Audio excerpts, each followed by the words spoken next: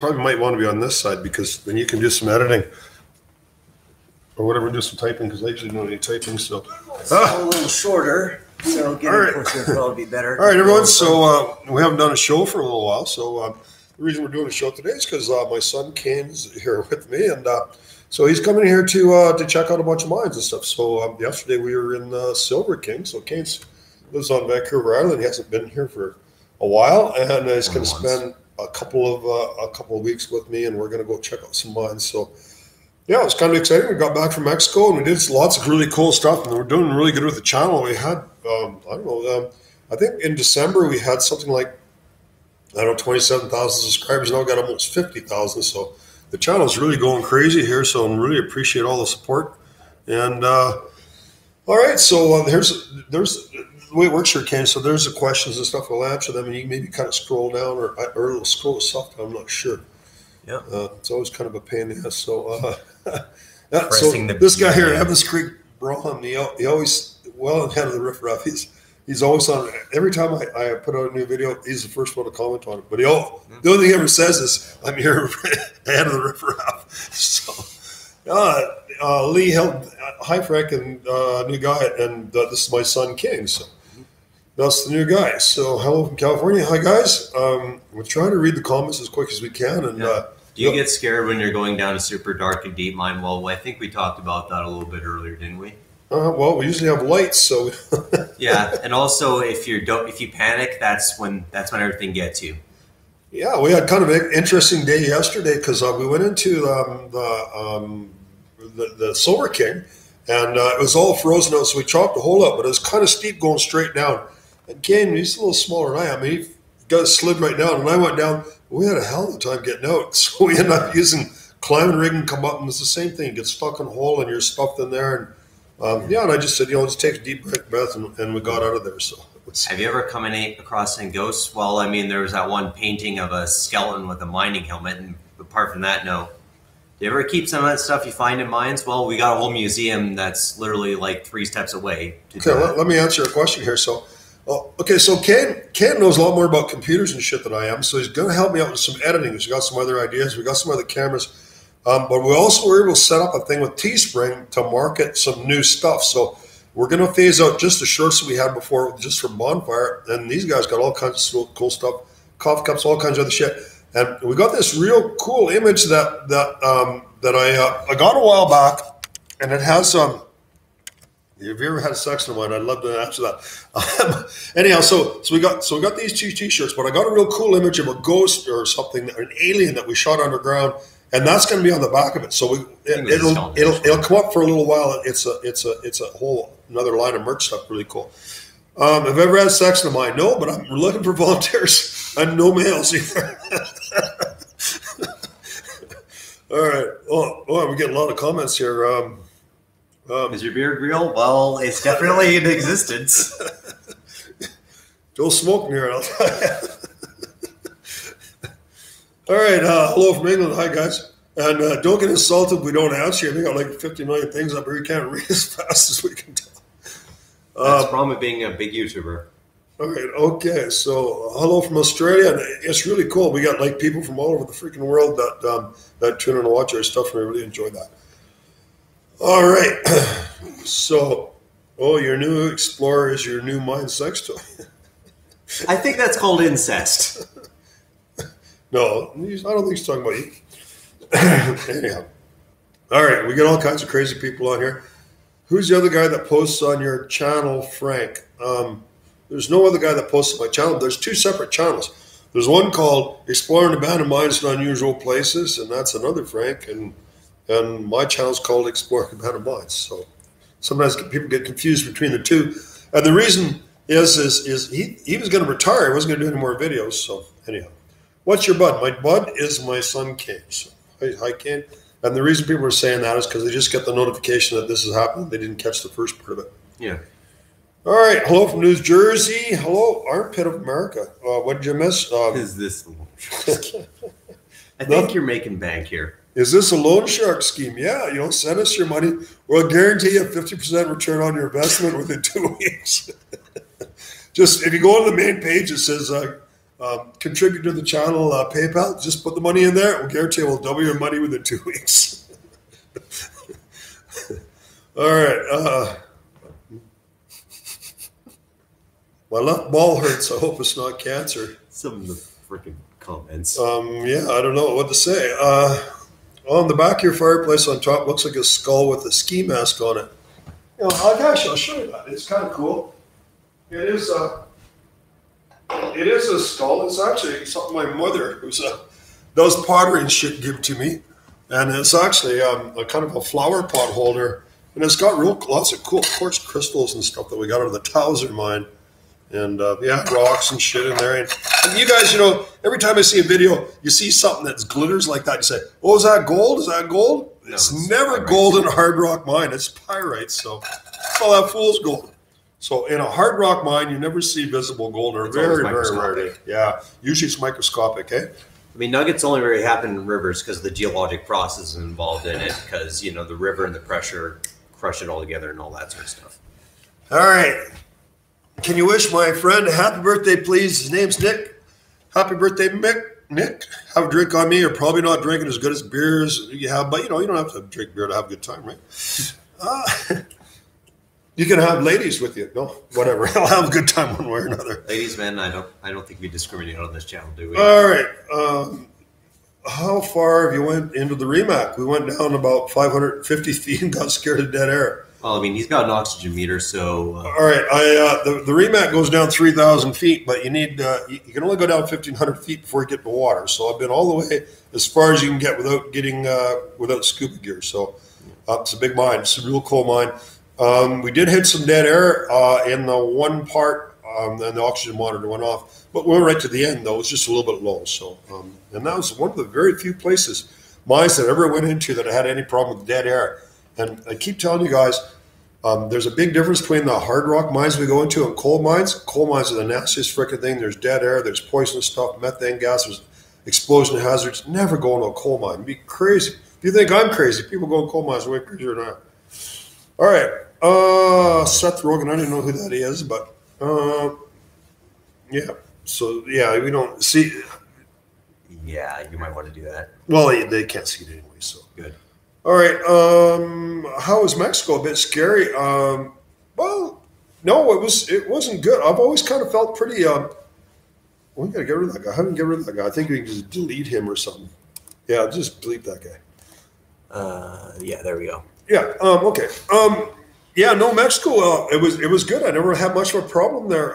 We never had any problem with the Mexican there. It was awesome. I really enjoyed Mexico, and we go way back in the back country where tourists never go, and they don't even speak any English. Have you ever smelled a gas in a mine? Yeah, that one mine we went to, we had low oxygen. There was a little bit of sulfur in there, but it was like hot springs in. There was warm water coming out there, and that was the other place we had low oxygen. So, and that happens. You get SO2 coming out of the hydrothermal vents or whatever, and that takes the oxygen up. So that can be a problem. You're the best, Frank. Well, thanks. Coal mines, no way. Yeah. Okay. Yeah, I mean coal dust is not something to trifle with. Hmm. Well, I mean, there might not be any. What's the first mine you explored? There was one up in Sandon when I was like about his age. I rode my Harley up there. It was called the Noble 5, but I never went to a mine for like 20 years after that. That was pretty cool. It's all collapsed now. I tried to get back in there just kind of for old time's sake, but you can't get in there anymore. It's all collapsed. Big mine, really cool mine. And that's where I actually invented the right-hand rule. I remembered all these years. Glad Mexico was safe and no bodies. There was a case. There was up in the northern part of in Sinaloa. There was a mine shaft found, and there was 22 bodies they found last year. Oh, and the cartels were just dropping the people in there, and they were cuffed up. So, but we didn't find any bodies there. So. Whatever became of the video that won the contest. So we were trying to looking for names of the documentary that we're going to be releasing. It'll be on the 18th of July, but we didn't end up using any of those names, and there wasn't any that were really close. So we kind of like to give the stuff away, but I don't know. So it was up to my editor and stuff to find a name for the title, and And we never did find it. We'd like to give the stuff away somehow. It was a T-shirt and some rock stuff. It's not where we're trying to screw you guys nothing, but Here's a $10 question here. Yeah, he says, "What's the oldest mine you've ever been in?" Well, there'd have to be some in Mexico. When we were in Mexico, up in Zacatecas and stuff in there, they were mined back there 500 years ago, and the Spanish came in there and they took over the Mexicans. They took over the mining operations that the Mexicans had there. They enslaved them all, built a big fort up there, and they stole all the silver, and it all went back to Spain. So those would be Zacatecas would be the oldest mines that I've been in. Hard to tell how old they are, but some of them were pretty old. We were in a really old mine yesterday, me and Kane, and it's one of the oldest in this area. We know that it was operating at least at 1914 or before, because we found an explosives box that was dated 1914. So we know the mine was at least that old, and all the equipment is all old school, like turn of the century stuff. Yeah, it was all riveted. There's real cool ore buckets, lots of dynamite boxes, real old square set stuff. So that's old for North America, but that's nothing for Mexico. I mean, like I say, they've been mining there for. Well, I mean, the Aztecs. We were back there. The Aztecs mined back there, thousands of years ago to get silver and stuff and pretty crude operations and stuff. But we didn't go into any of those mines or haven't found any. So, any kind of bones, yeah, we find bones, but mostly just from deer skulls and stuff like that. Yeah, deer, they wander in the mines and get killed there. So, Spanish operations or maybe an artifact? No, we didn't find anything. See, in Mexico, there's virtually nothing in the mines because it's a poor country. So in Mexico, they pick up beer cans out of the garbage, and there's no deposit on beer cans, and they actually take it for the scrap aluminum. So any kind of scrap metal, anything like that, they would take it out, and it's just a poor country. There's just nothing left in the mines. There's a good question here. What's the scariest close call mine experience you've had? I don't know. People asked me that before, and I really can't think of anything that was necessarily really scary. I guess my dog fell and died in the mine. I mean, that shook me up. It was a terrible thing. Don't take your dogs in mines. I mean, they're not smart enough to decide when they're walking along whether a board or something is safe, or if they're too close to a hole or something. They just don't have the common sense for that. So. Oh yeah, have you ever found a living animal? Yeah, you've found bats, haven't you? A living animal, yeah. So yeah, we monitor bats all the time. We put in a whole bunch of monitors for bats, and actually, I found a rabbit in a mine one time.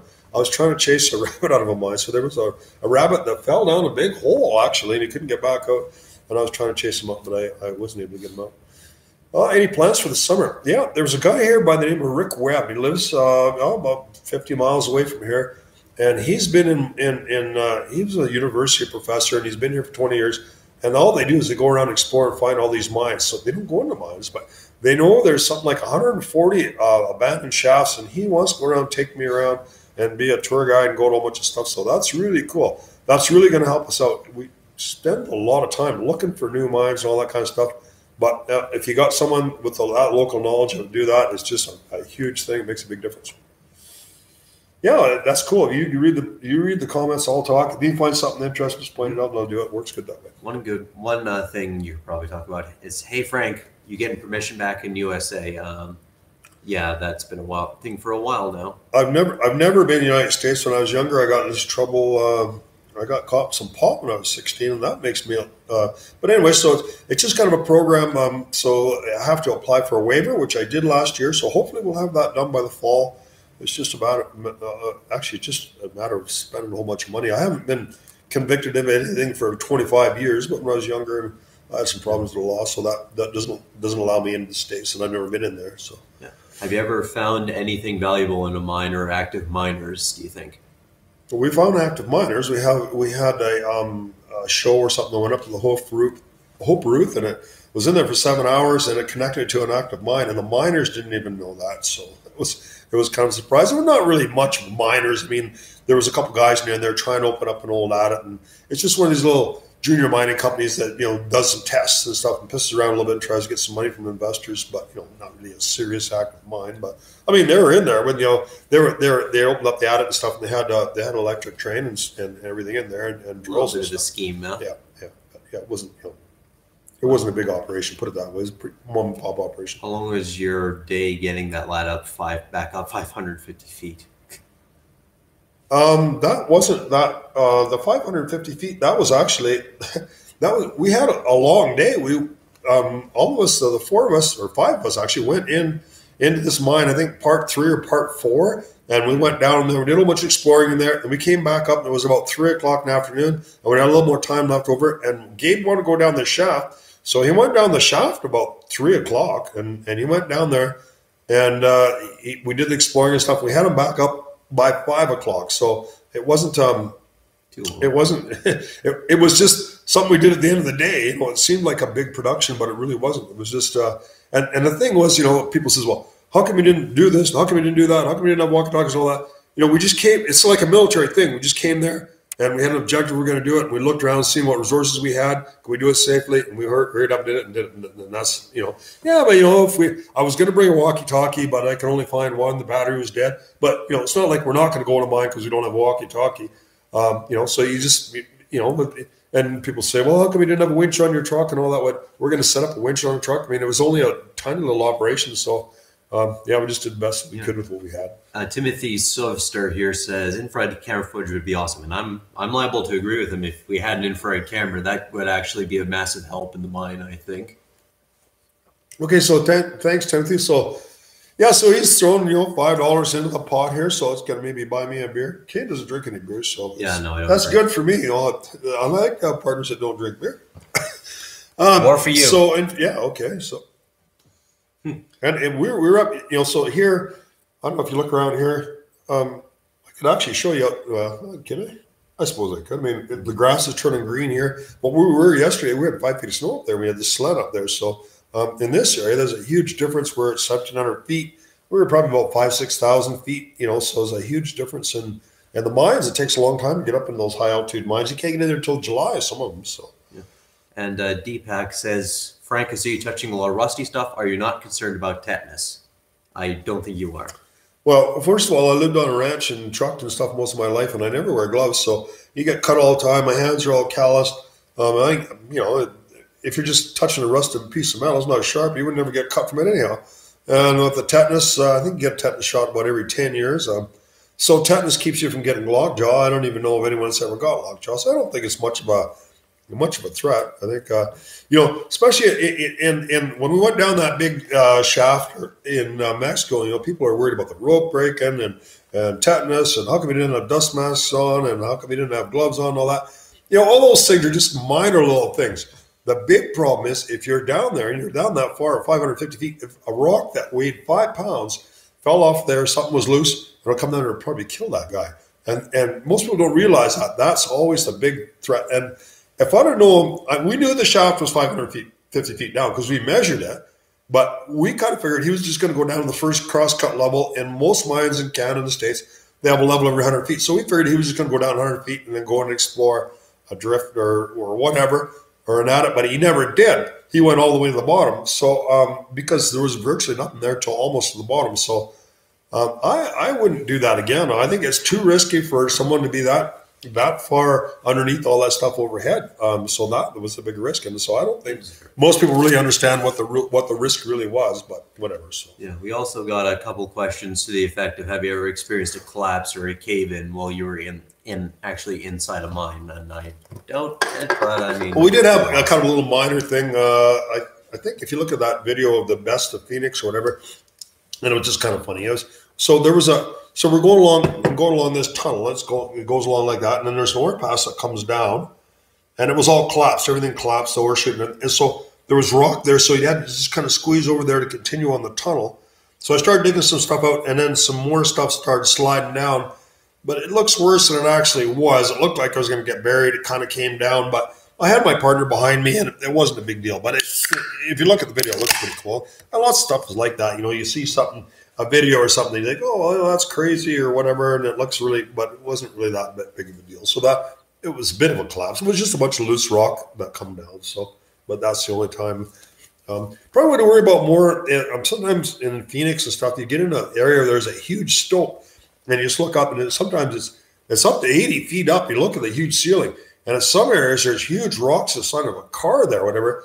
So, and you look up the back and then up there, and some of that stuff's really kind of unstable. So, stuff falls off sometimes. Now, I've never been in a mine where I've had big chunks of rocks just spontaneously fall off in the back, but obviously it happens. So you'd have to be pretty unlucky to be standing right underneath it when it happens, but it could happen. So that's what I'd be more concerned about. But it's just like you jump in your car and you go to the grocery store. All of a sudden, the truck could come out and lose its brakes and run over and kill you. I mean, you can't worry about everything, Yeah, there's a couple questions I've seen in the comments involving what gas meter you recommend or oxygen meter, that sort of stuff. Well, I would be hesitant to recommend anything because the thing is, so the mines that we go into, they have a certain characteristic and there's a certain type of a rock or whatever. You may live down in Tennessee or something where they have coal mines and it's completely different. So the precautions that we maybe take here is evolved to our conditions and stuff. It doesn't necessarily mean that what I do here is safe for someone to do somewhere else. Right tool for the job, right? So having said that, I mean, in this area, the only thing that's really necessary is an oxygen monitor because that's the problem. You have depletion of oxygen for a number of reasons. There could have been a fire in there or just poor circulation or a lot of stuff rotting or whatever. And this is rare, but it can happen. And, I mean, if you have no oxygen, So I just have, it's a Honeywell, I don't know what the hell it is. I can't remember what the oxygen monitor was. So it's a BW. That's what it's called. It's a BW Honeywell oxygen monitor, and it lasts for 2 years, and it's disposable. You turn it on, and it's got a countdown clock. Goes down for 24 months, and it shuts off. You throw it away, and you buy another one. So, and you never have to turn it on or off or nothing. You just clip it to your thing, and it works pretty good. So, I think they're a couple $100 or something. So that's what I use. Yeah, we got a comment asking, is your museum open to the public? I think that's a good thing to discuss on stream. Yeah, it is open to the public. I don't have that many visitors come to us, so there's no regular hours or anything like that. Basically, just give me a call and say, what are you doing, Frank? And I want to come by and have a look at the museum. And then usually, we can arrange a time. Some guys they want to book an appointment 2 months ahead. I don't know what I'm doing 2 months from now. Phone like a week ahead at the very most. But mostly it's you phone it up, says think about come by tomorrow or whatever. So So it's not, there isn't a lot of people that come here. People in this town, don't really a lot of interest in history and that kind of stuff. We've had some people come here. Well, a lot of people that watch the YouTube channel that'll come by and have a look at the mines. So it's kind of cool meeting fans and talking to them about mines and stuff. And I like talking about mines. So yeah. Yeah. So listen, you're doing an awesome job. It's really cool to have you reading all the stuff and I can just talk. So yeah. Hey Sue, how's it going? So this is a good friend of mine, Sue she's from Great Britain. There, she's always nicest lady, she always comments on stuff and is a big supporter, but I really appreciate it. So, hi, Sue. So we've got, have you ever cashed in something you found in a mine that was really rare for money? Like, have you ever sold any artifacts you've encountered? I have not. I mean, I've never sold anything that I've ever got from a mine. There was I had an old coat that I got out of a mine one time, and the sleeve was ripped. It was really poor shape. And the guy offered me $250 US for this. He wanted this jean jacket or whatever. It wasn't a Levi Strauss or whatever. And I said to him, well, I don't want to think that I'm taking stuff out of, I don't want people to think, and I don't take stuff out of mines to sell or make money or anything like that. I've got stuff I'm preserving. I'm putting in the museum because I think it's important for future generations or something to see that kind of stuff. And I says, but, and I don't really particularly need this coat, but I wouldn't want to sell it. But I'd be willing to trade it for something that I could put in my museum. And he sent me this most awesome cap. It was a really old leather cap, and it had a beautiful carbide lamp in it. And he traded it to me, sent it to me, and I sent him the coat. And I did that. So, but other than that, that's the closest I ever got to selling anything. I got a question from Justin CP. Do you have any claims of your own? I do not. I've never been a miner. I'd love to get a job in a mine and doing that kind of stuff. And I've talked to lots of miners. There's only one kind of company that is junior mining company does miners. And it's kind of funny because they have all these claims. It's Golden Dawn Minerals, got all these claims and all that kind of stuff. And I say, well, have you been to this mine? Have you been to that mine? They say, oh, we've never gone underground there. She says, we'll just sit at home and watch your videos. So I think it's kind of funny, I go to all these mines and stuff, but people actually, they're in mines and stuff. They wouldn't do that. It's kind of funny. I think miners just scared of going to mines. I don't know, whatever. But yeah. I'm curious about the old mine. Do you think the old miners would ever come across gemstones? And if they did, they didn't know what it was? Would they just toss it in a waste rock pile? Oh, I would think, yeah, quite likely because, yeah, I know a little bit about minerals, but not very much. But I'll tell you, I couldn't identify any gems or any kind of valuable stuff. So it'd be something kind of unusual. It's the geologists and stuff that go into the mines that can identify all this stuff. And it's not like you just go in there, take a geology course, and you're an expert, you know everything and all that. It's really dependent on regional variations and different formations. Like Roger, so we went into the Lucky Jim mine there with Roger, and he says, you really have to be up on, depends on where you are. There's so many things to watch, So. And then we have a question I can answer. Hey, Frank, are you going to do any new shirts with the skeleton on the back? Well, I just basically helped him with that now. It's on Teespring. It's going to be, in a couple days, it's going to have processed. It's going to be on his Teespring, and you're going to be able to get pretty much anything from a pillowcase to a sticker, coffee cup stickers, shirts, hoodies. It's going to be kind of like this, except it's going to have the skeleton on the back, and it's going to have the text "Explore with us." Yeah, so we got lots of cool stuff coming up. It'll be on. So there's a thing called a merch shelf. So if you go to my homepage, it's kind of a little thing, a bunch of pictures and stuff. It's not going to be up for a couple of days. So Processing time, yeah. I think so. We got a Patreon account that we set up there, but I'm not really that big of a fan of it. Actually, I like people buying T-shirts and stuff off there. It's actually a lot better for us because, first of all, you get something out of it, and it helps kind of spread the channel. But just kind of go back a little bit there. So we got these. We see that blue thing, that's somebody that that's donated me $5. So thanks, Scott. I appreciate the support. You've done that. Scott said, "Well, love you, Frank. Come back if you come back to the U.S." I've never been to the U.S. in my life, so I'd really love to go there because when you go down to Mexico and stuff, it's tough, because anything you try to do, you can't speak the language, and it's difficult to rent vehicles. And what I like to do is take my truck and my camper, my side-by-side, and go down to New Mexico, Nevada, Northern California, in that area. They're just a pile of mines, all kinds of history. People are keen on it. It'd just be so cool to be down there. And the Americans, there's so much keener on history. Well, there's not that many people in Canada anyhow. You got 10 times more anyhow. But you guys are doing such an awesome job preserving history and educating people and stuff, and we're kind of envious of that. And I just love to get down there and be in the middle of all that because it's kind of my thing. So thanks, Scott. Another question: have you ever taken metal detecting tools in the mine? I never have. I have a metal detector, but I think it's kind of an old man's sport. I guess I'm getting to be an old man. But anyways, but he can't keep up to me. So, and he's 22. So we're going to be doing. There was a smelter that was in Grand Forks here. It's been closed since 1920. So we're up the 100th anniversary, and them guys are just awesome there. I can go anywhere in that old smelter site, and it's off limits to the public. Did a bunch of videos of it, and spent a bunch of time metal detecting on there looking for stuff. But I just find a lot of freaking nails and scrap pieces of steel. I found a quarter. That's the most valuable thing I found with a metal detector. But I haven't spent a lot of time with that. But I don't see taking a metal detector in a mine is going to do much. Better thing would be a lot of mines. They had like town, little settlements or camps around them. So if you can find out where the old shacks and stuff were, most of them were all destroyed. There's nothing left there. They're burnt or whatever. Maybe around that area you could probably find some interesting stuff. But a lot of people that done that also told me that they mostly just found empty sardine cans of shit. So, well, yeah, because that was the miner's lunch, and it's much more common to just see whatever's left out of their lunch than to find anything valuable. Sue wants me to come to Cornwall, UK, so that's a long ways from here. Where did your career in mining come from? I'm not a miner, so I don't have a career. I'm just a nosy person that goes around exploring Nevada mines. So I'm not a miner, and I know a lot about mines, but I wouldn't say that.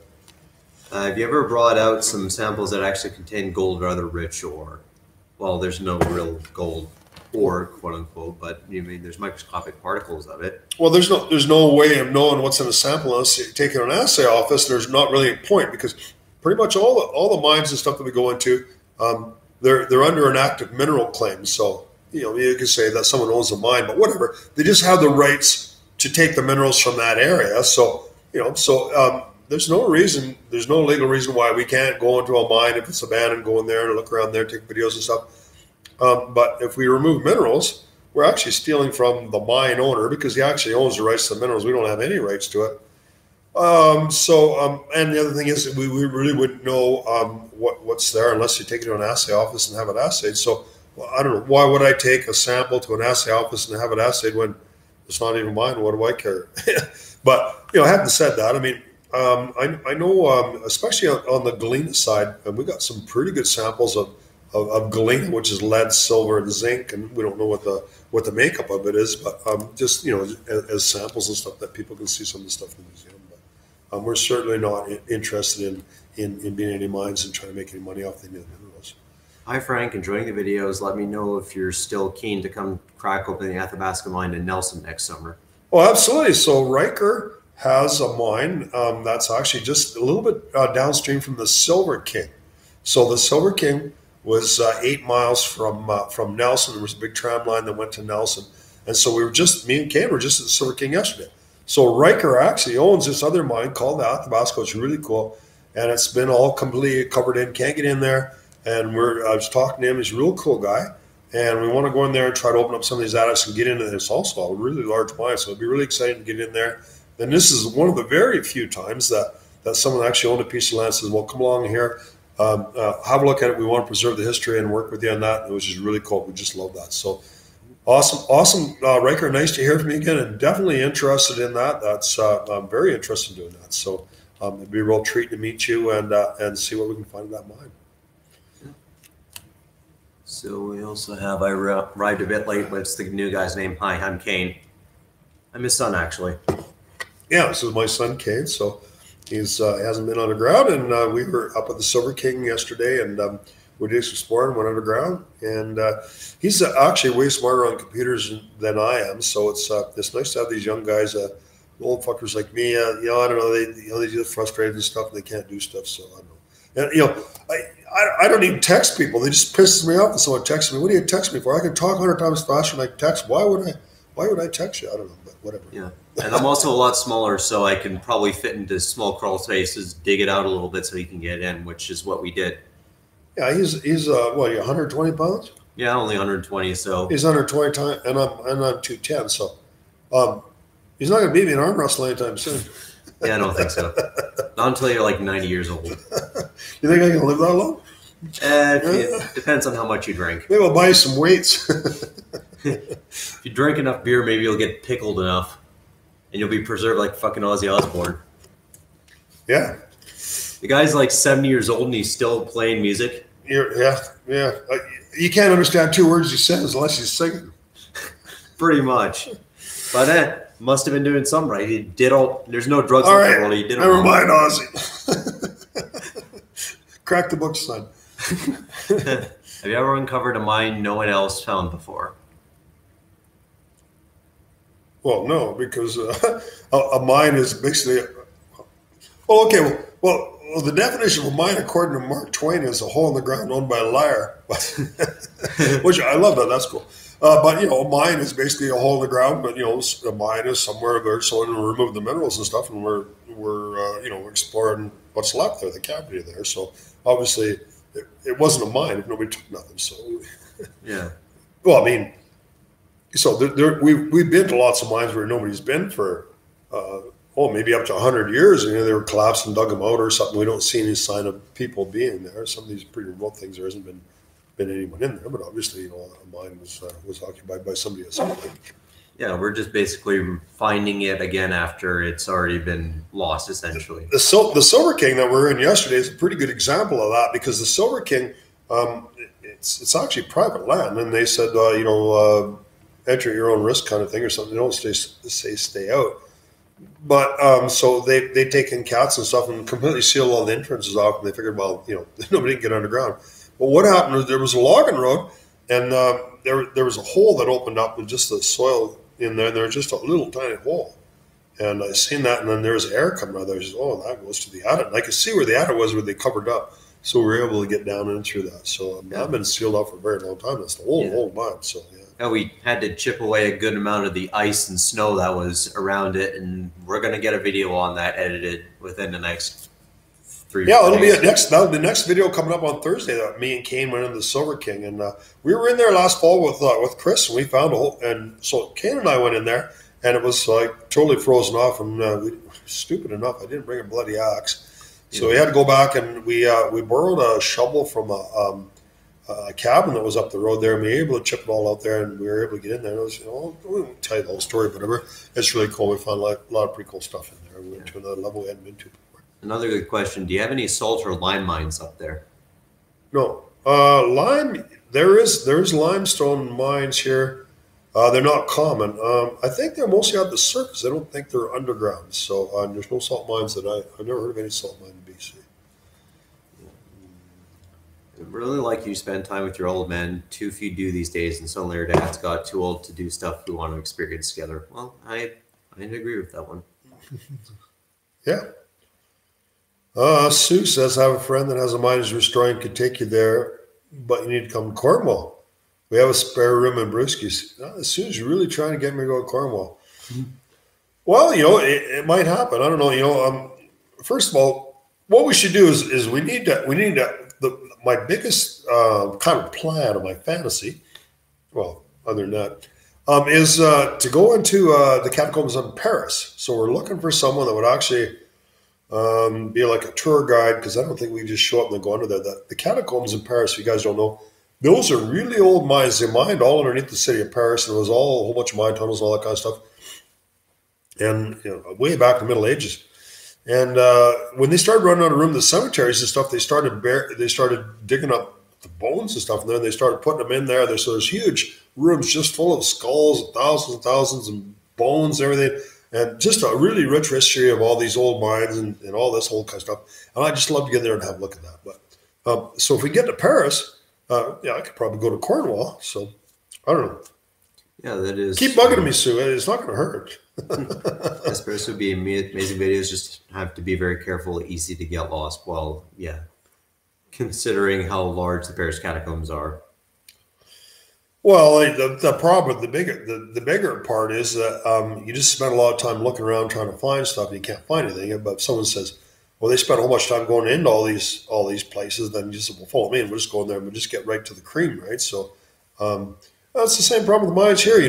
You read about some mine that was some kind of a famous mine, and you try to figure out where it was, and you spend a lot of time going up the quad and all that, and you could be almost right beside it, like a hole, if you don't know where it is. So it's a huge shortcut for us. I mean, if someone gives us a call or says, "Oh, we know where this is, come with me," or whatever, we'll just take the easier, cheaper way. Why not?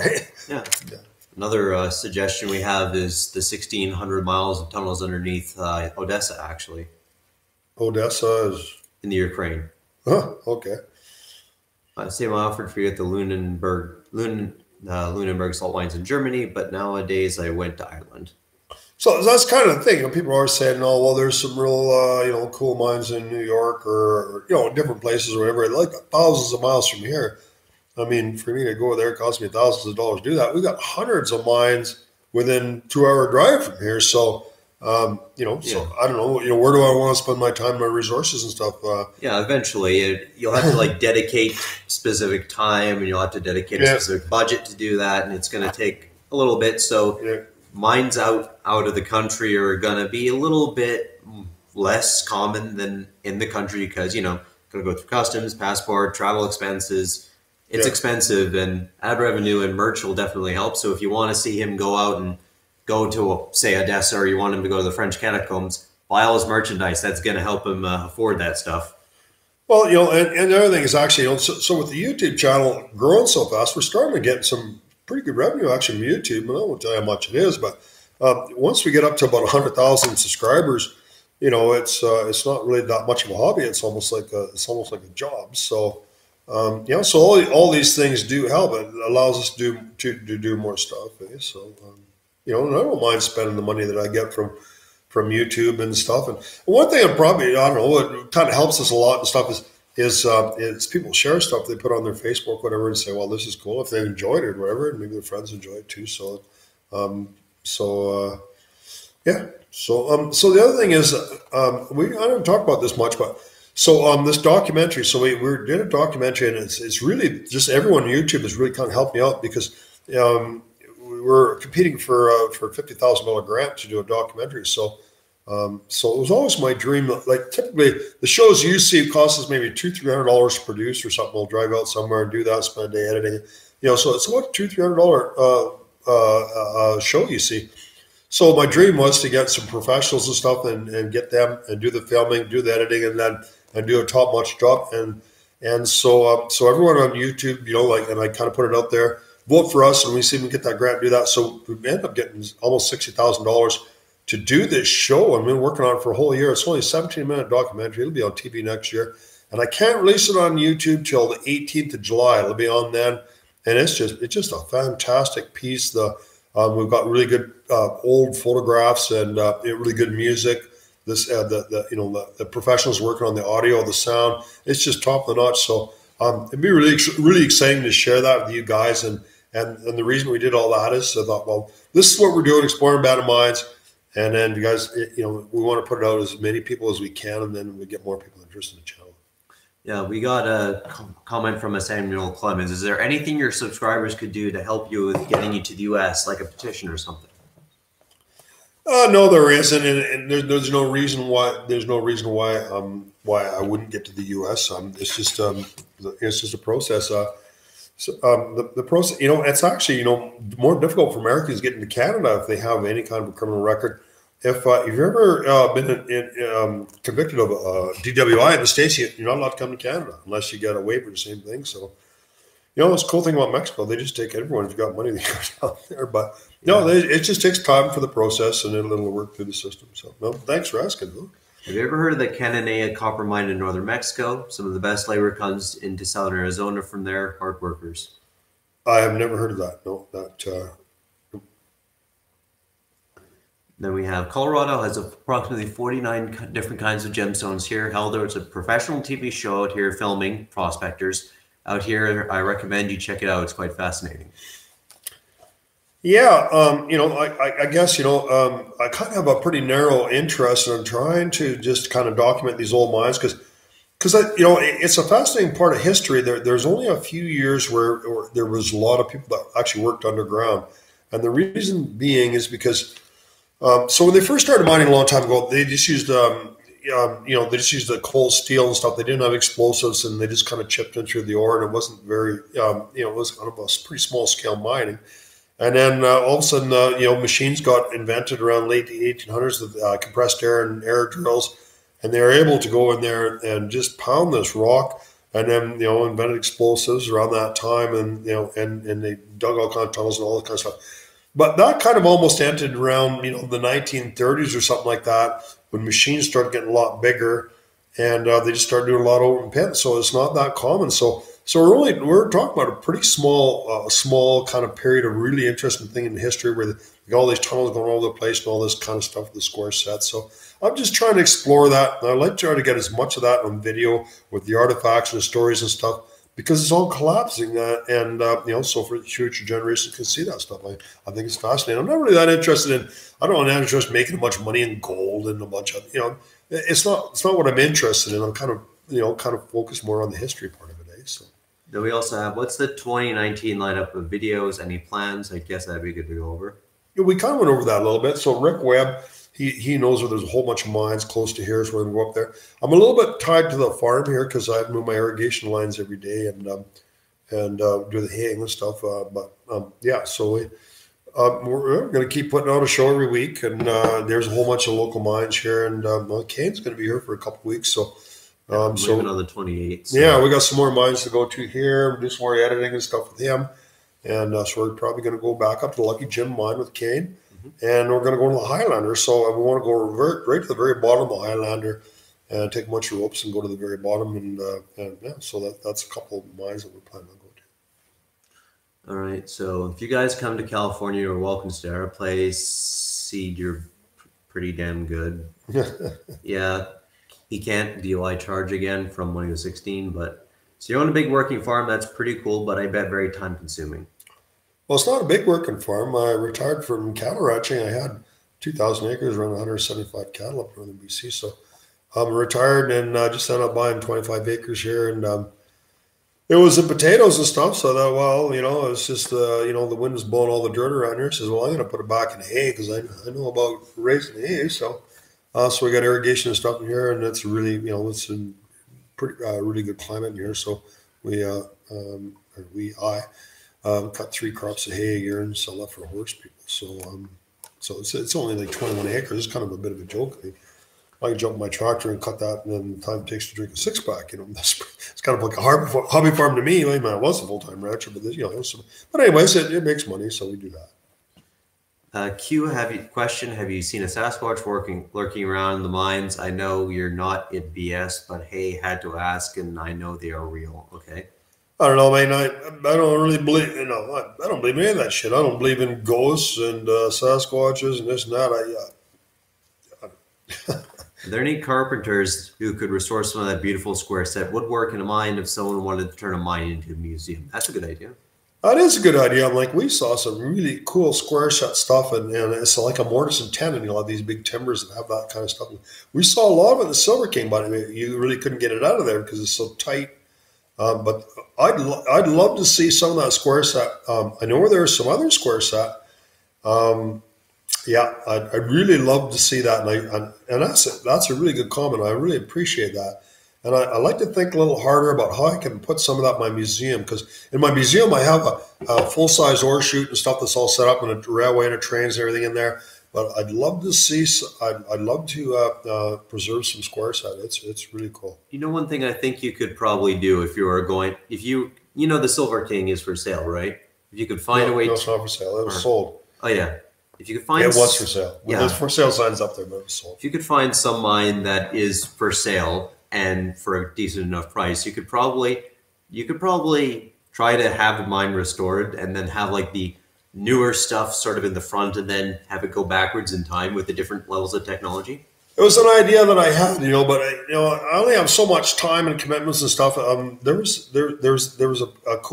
a piece of property near Greenwood that has a mine there called the Elkwood fraction, and I was thinking about buying that and cleaning that up and having that for tourists where they go in the mine and have a bunch of stuff there. But I don't know, I'm fairly young yet, stuff, and I like to go out and do an adventure and do stuff. And I don't want it's like a full-time job. You're just kind of obligated to sit there and do that. So I want to do other things, but so not for me, not right now. Anyhow, it's too boring for me, but.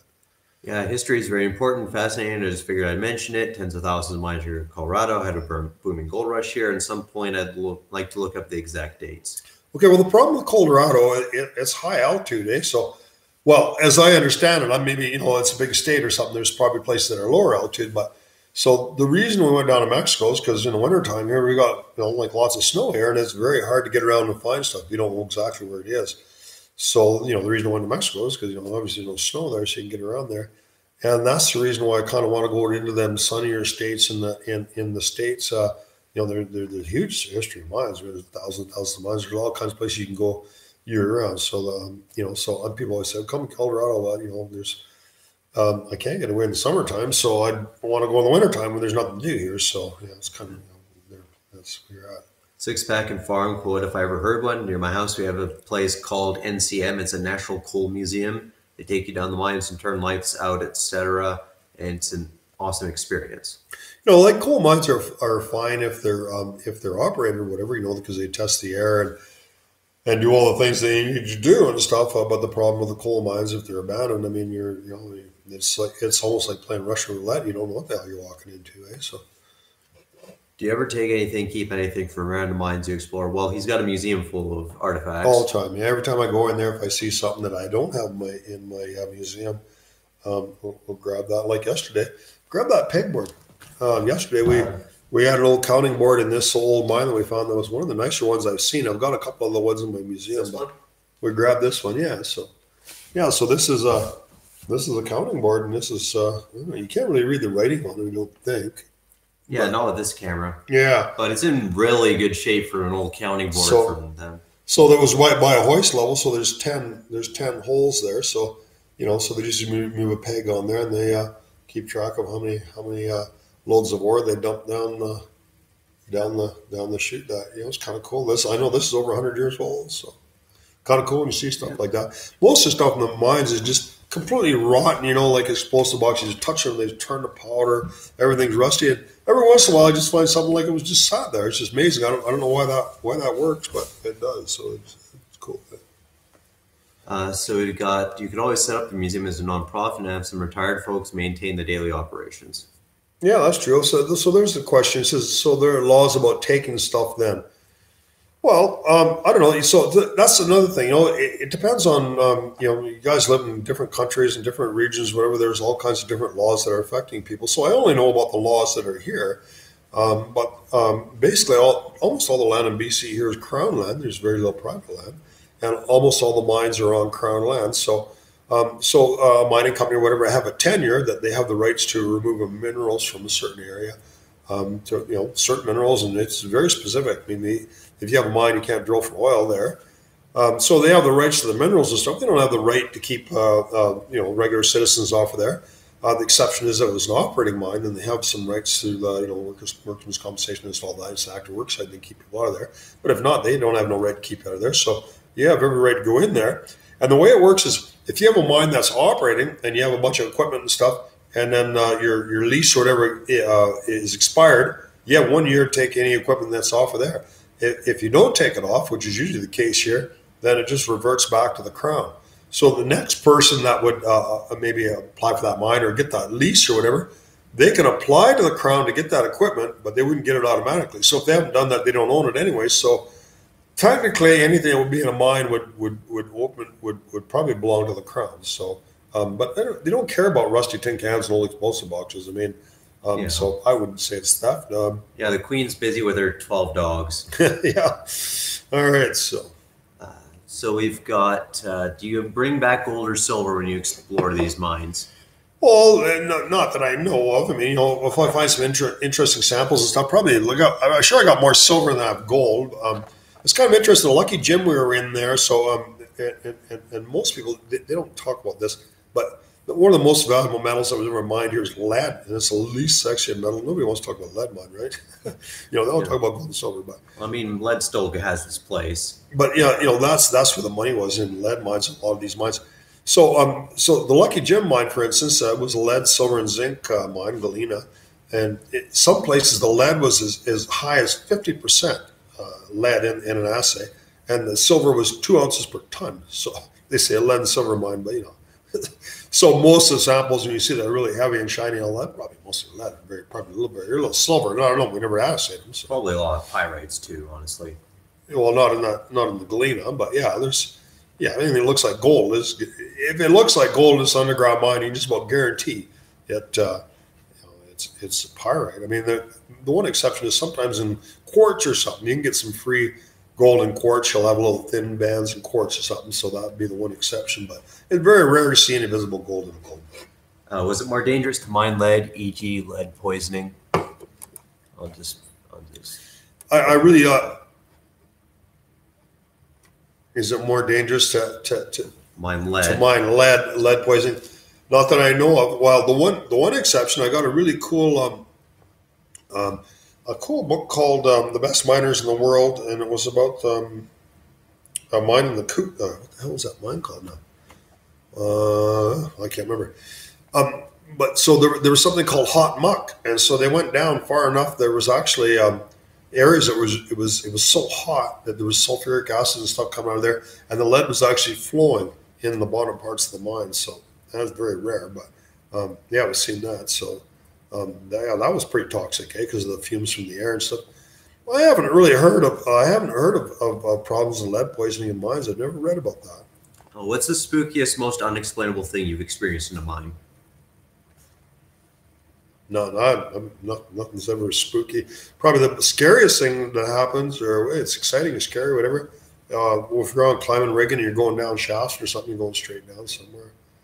Like when Gabe was going down there, and I tell you guys, Gabe, he was in a band for 10 years. I mean, he's an actor, right? So he's going down, he's going, oh, this is really scary and all that.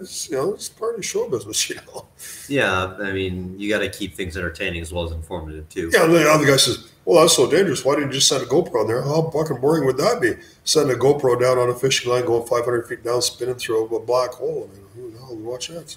Ever fall through a false floor? No, I haven't. My dog did.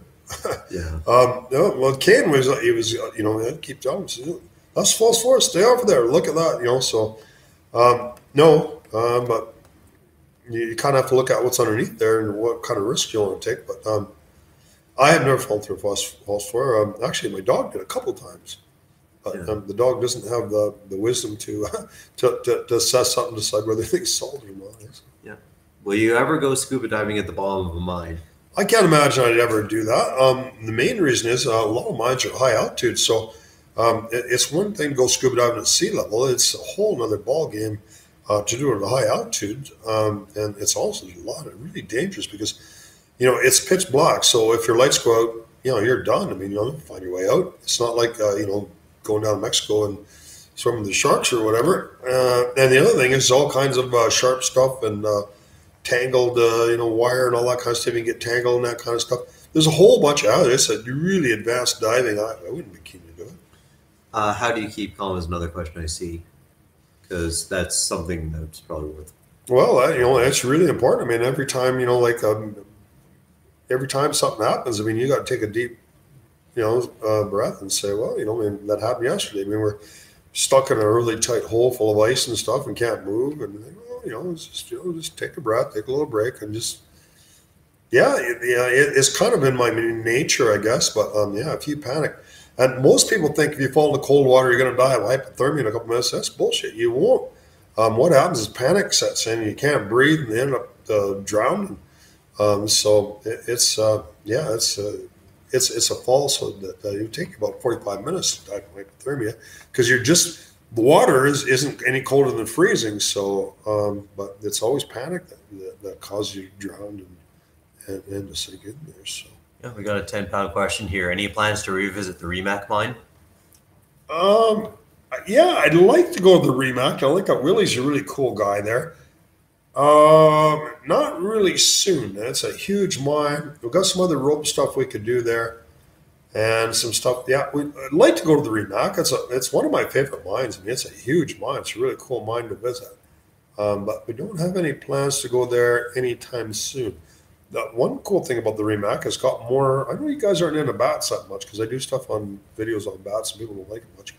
But it has the most bats that known of in the province. They recorded 3,000 bats in there in one day, and we don't know where they are. We haven't been able to find them, but yeah, it's a huge mine. So it's one of my favorite mines for sure.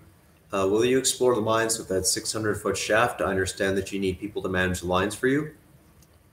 No, I wouldn't go down there again, and for the reasons being is the overhead hazard is too high when you're that far down, and it looked pretty solid. The color when we came down was all kind of concrete, and that isn't unusual. That shaft isn't unusual at all. There's all kinds of big shafts in Mexico. All kinds of mines we went to. There's shafts all over the place, and most of them just real crumbly around the collar. It's just too dangerous because something falls down when you're down there, it'll kill you. But this one looked really solid at the top. But reviewing the GoPro footage when Gabe was going down, there was a lot of pretty crumbly stuff on the sides. Now, the rope wasn't touching it because the way it was. And that's another thing. People say I should have two ropes. Well, that's really going to increase the chance that rope is going to hit something loose and knock it down and kill somebody. I mean, it's way too much risk to take put two ropes, and it's crazy to do that. Why would a brand new rope that's rated for about 8,000 pounds break with a 200-pound guy on it? I mean, it's not going to happen. So, yeah. So you got ever plan on checking out some old mines in Ontario? Not really. I mean, Ontario is mostly Canadian Shield. It's pretty flat, and most of that stuff's all flooded. Most of the mines, they went down, dug them shafts like they do in Mexico, and they pumped all the water out. Well, as soon as they stop pumping water, it fills up, and I don't think it'd be a good place. Well, first of all, it's a long ways away. I mean, we're talking about Ontario's about 4,000 miles away, so probably not. You guys should start your own channel and start exploring there. We'll stick to the West. For me, I mean, going south is a no-brainer. I mean, the mines in America, especially in like New Mexico, California, Nevada area, it's dry there, very well preserved, and that'd be way more interest to me actually going south than going west. Yeah, I like your bat videos. They're amazing creatures. There are only 3 species of biolive. We have 13 species here in BC that they know of. And so the other stuff that we done recently about the Townsend's bat, That's the biggest known herbaculum of Townsend's bats, which is endangered species, up at Phoenix Mine, and there's hundreds and hundreds of them. It was really cool actually working with them. 3 ladies, and pretty good looking ladies too. So they're pretty cool when they pay a pretty good money to tour, good looking women in a mine and check out the bats, and you're doing something useful. I was really went there a whole bunch of times, and it was really enjoyable. And it's just another spin off of kind of being I don't know, I think a kind of a local expert. There's nobody who's spent more time and knows in more places underground in Phoenix or actually anywhere in these mines than I have. So, yeah, we've got what is the worst injury you've attained, and I've only gone one, but all I got is a couple scratches on the back of my head. But you probably have a little bit more experience in your belt, so you probably know the dangers a bit more. Yeah, well, I don't think Kane spends as much time. If you look at his hands or look at mine, probably pretty soft. So. They would get cut pretty easy, eh? Yeah. So, I worked hard all my life. I was a farmer and a rancher. Rough and tough and hard to bluff. Yeah, he has more of a Not so much for him. Yeah, I do an advertising day job. He does ranching and doing this for a living. Yeah, well, not ranching anymore, but yeah, them ropes and stuff. They keep your hands in shape for sure. Hey, this famous YouTuber went missing in an M-shaped cave somewhere in the USA. Heard about that? Sounds like a publicity stunt, eh? It sounds like a publicity stunt. Yeah, I'm with you there. Well, I don't go into caves much. So, caves and mines are 2 different things. For some reason, people that go into caves, they think mines are dangerous. But it's not really logical because mines are engineered for people to go in and out of there and take minerals out of their caves. Are just random holes in the ground. There's been lots of cases where people got caught in flooded caves and they squeeze through real tight stuff and they get squashed in there and all kinds of other problems. So I don't know. I don't remember the mine you went into, but you had low oxygen. And at the bottom of that mine, there was a lake with a passage on the other side of the lake. Do you plan on exploring the passage? Yeah, I don't remember that mine. There was only couple of different times that I had low oxygen. One time in the Remac, where at the back there was no lake there. Mm-hmm. Yeah, I don't know. I don't know which mine that would be. Another time was it was a cave actually. It was in Mexico that had. It was kind of weird. It was at the very bottom of this cave, and I don't know why it had low oxygen, but there was some kind of a supernatural thing or whatever the guy was saying about. There's Aztecs that buried something, and people was not a whole bunch of. I don't know. I remember the whole story. So. Yeah, speaking of the beer, what kind of beer do you like? It's extra old stock. I'd like another one of these if you're up. All right, as well. It's a good thing I have a kid around it. Yeah, I don't drink. More for you.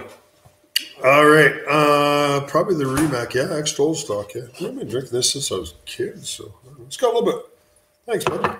It's got a little bit more alcohol than regular beer. It's 5.65%. Say hi, Frank. My GF thinks you won't respond. Well, your girlfriend's wrong. See. First time that a woman was ever wrong, no way. Should all have a beer too, please, lol. Okay, Adam Pickles. I can throw it through the interwebs for you. Indiana Labatt's are my favorite. Not many people drink Labatt's here. I've actually never heard of it, but then again, I'm not a beer guy myself. Actually, if you go on the top of that thing, well, I could. Actually, we have a really old Labatt's bottle that we found from the 70s in a mine. It's really cool. Oh, fair enough. Have you ever heard of the Randsburg Mining District in Randsburg, or the Mexico Adventures? Have you ever heard of the Randsburg Mining District in Randsburg in So these are the old stubbies from the 70s, and I found this inside of a mine from the 1970s. And Labatt's, the label is still intact on it. It was in the HP mines.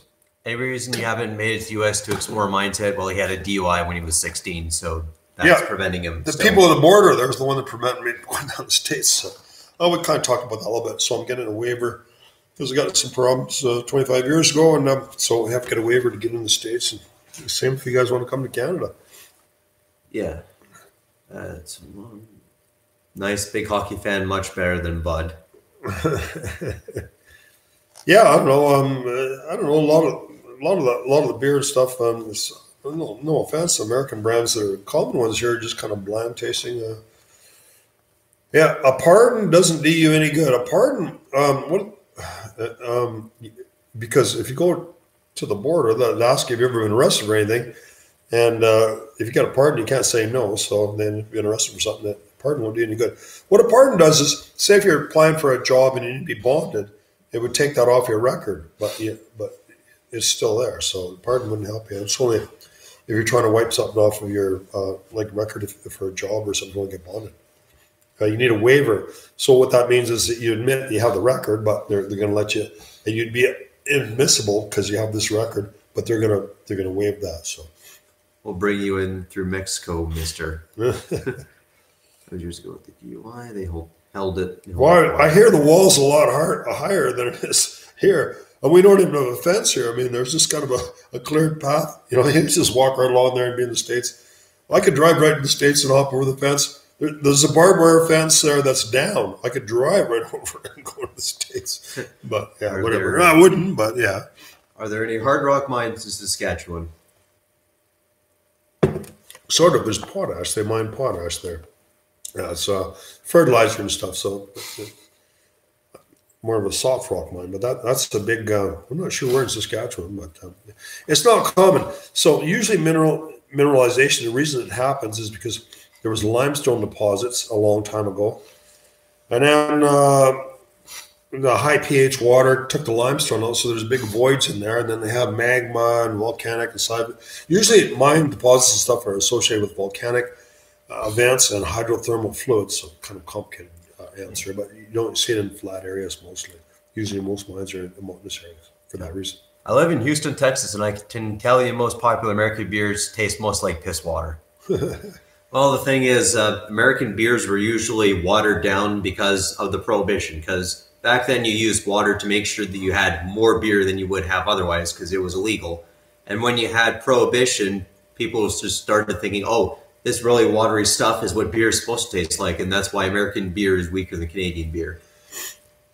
Well, and like a lot of people like Coors Light as one of the most popular brands, but I just soon drink water. That's about as good. Polish beer is the best. I have no experience with that. Not sure if you do. What's the best find you have had, and what's your favorite mine? They got some good beer in Mexico. That Modelo's pretty good. Well, the coolest thing about beer in Mexico is like half the price it is here, so that makes you really enjoy it. Yeah. So what's your best mine you've had, and what's your favorite mine? My favorite mine? Well, that's a really hard. I would say Antiochs. So that's what we're doing the documentary about. And the reason I like Antiochs is it's just so big, and there's so much stuff there. And no one's been there because it's almost impossible to get to, and it's privately owned. And so that I would say Antiochs is probably my favorite mine. Yeah. Gotta run, guys. Work is calling. Great to meet you, Kane. Take care of your pops. See you, Frank. Well, all right. See you, bud. Yeah, I'll try and take care of them as best as you can, but you can't take care of someone who can't take care of themselves. Beautiful mine, beautiful area. Yep, definitely true. Beautiful area, but I mean, if you're not used to snow like I am, I'm from Vancouver Island, so we don't get snow. Coors Light is cowboy piss water. Yeah. Is him your son? Yes, I am. Hi, Frank. Frank, will you ever braid your beard? Well, when I was in where was it? Down in Central America somewhere, Belize, I guess, or something. And all these, they got people I don't know what do you say? They're real dark skinned people or whatever, and they're all saying, "Oh, I want to braid your beard. I want to braid your beard." And I tell them, says, "Oh no," I says, "I'm from Canada." I says, "Only women braid their beards in Canada." Well, I mean, you could pull a convincing Harald Hardrada. He'd be a Viking with a nice braided beard, and got like one of those old Nordic spectacle helmets and chainmail. Is him your son? He is. Yes, Kane's my son.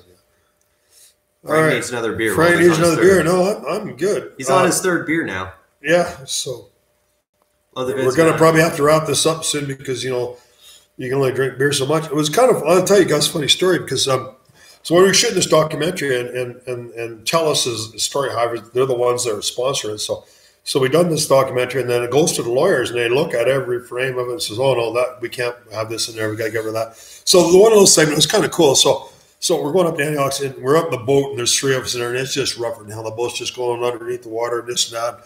And we're going along, and so kind of shooting a little segment. I says, "Well, I know, so we're having a lot of problems." He goes, "That boat's really heavy." He says, "There's three of us here for a week. That's a lot of beer. It's putting a lot of weight on this boat." He says, "We're drinking the beer as fast as we can, but it doesn't help much because none of us had to take a piss yet." And I thought it was funny, eh? But they deleted the whole thing from the thing. They wouldn't put it on there. My wife braids her mustache. Oh, that's nice. I'm glad she's your wife and not mine. Yeah. Okay. Was Max and Ozzy? No, he was a border collie. He was a registered border collie. His dad won $10,000 at the Calgary Stampede. He was a top stock dog. So. She has the face of a bear. All right, so Vietnam. Hopefully you guys will post videos twice a week. No, we got 175 back from 3 years. Don't be so lazy. Just go back and look at some of them old videos.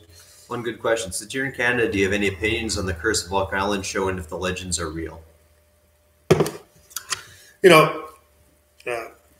It's just show business is all that is. I mean, it's gone on for 10 years. They haven't found a damn thing. They find more ways for you to tune in next week. So, whatever. If you enjoy the show, watch the show. Yeah, it's an entertainment thing. Like if you're going for ghosts, if you're going to watch like all these ghosts and hunting videos and all these things where they're looking for some cryptid or something, and just take it for entertainment value. That's really what it is. It's entertainment. So, Craig Ernest, Ainsworth access should be clear. So we'll go check something out new. Yeah. So Ken and I want to go up there next week, and we want to go back up the Highlander. We got to grab that bat monitor, and we want to go to the bottom of that mine.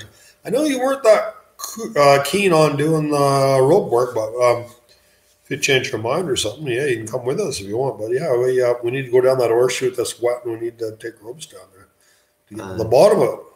Yeah. Do you have a new dog now? No.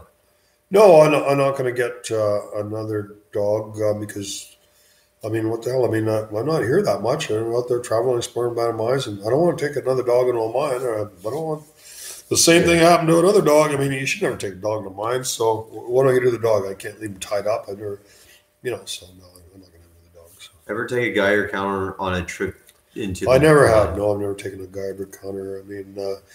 Yeah, it might be a little bit of high radiation. We're only there for a very short period of time and not likely. I mean, there's no radioactive mines here that I know. But and even then, I mean, the thing is, if you're going to go into a mine where radiation is a hazard, I mean, alpha and beta particles, if they get on your clothes, it's not a big deal. You can just wash it out. But if you get it on your hands and then you eat, then the radiation gets in your stomach, and then you have a problem. It's the same thing with other contaminants like lead and different stuff. I mean, if you're just only going there for a few hours, just going for a little tour or something, it's not likely to be much of an issue. I mean, but if you work there 40 hours a week, over years and years, and then it's obviously cumulative. What's that freaking name word?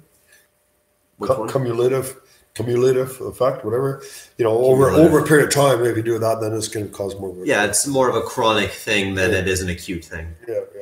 You sometimes find crystals and rock waste because they don't own the rights to. Hey, Jesse from San Antonio, Texas. Rachel Frame. Oh, that's one of my favorite girls in the Coonies. Do you sometimes find crystals and rock waste because you don't own the rights to that type of mineral? They just check cut out.